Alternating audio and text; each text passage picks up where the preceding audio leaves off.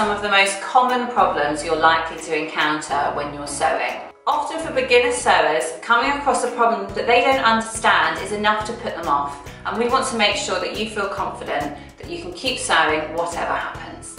One of the most common issues we find for beginner sewers, Nikki's already referred to, and that is when the thread keeps pulling out of the needle.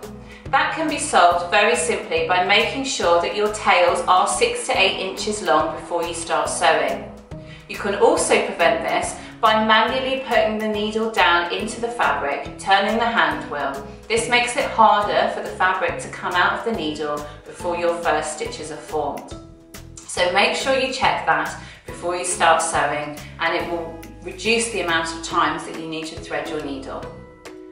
On the subject of threading, something that a lot of people miss is that when the thread has come out of the needle, sometimes it's actually come out a little bit higher up.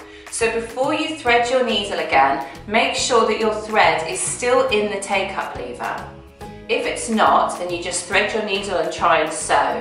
Your machine will make a horrible grinding noise and you will get very horrible stitches, and it won't do many before it jams up.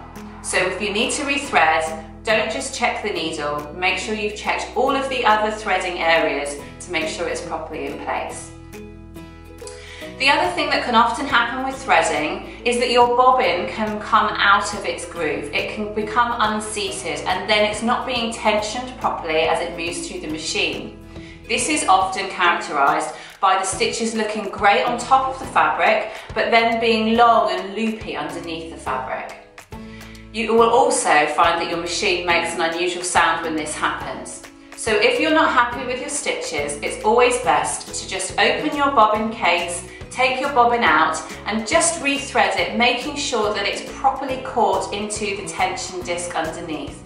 If you do that, then you can be sure that your bobbin isn't the cause of the problem. Often we find that the best thing to do with threading when you're a beginner is not to try and guess what's causing the problem. If it's not threaded correctly, take everything out, the top thread and the bobbin thread, and rethread them both.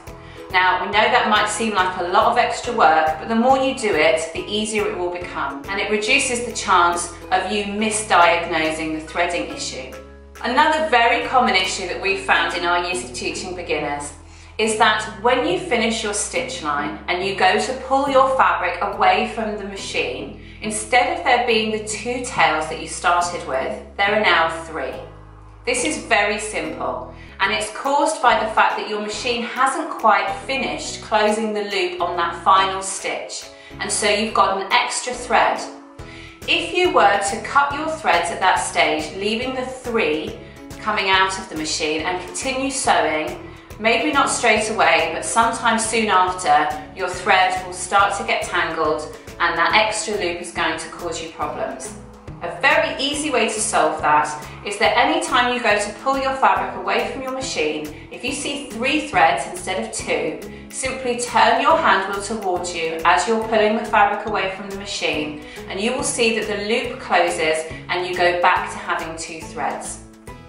If you forget to do this, and you do still have 3 threads after you've cut them, then simply pull on all 3 to find the one that is extra and remove it from the machine before you start sewing.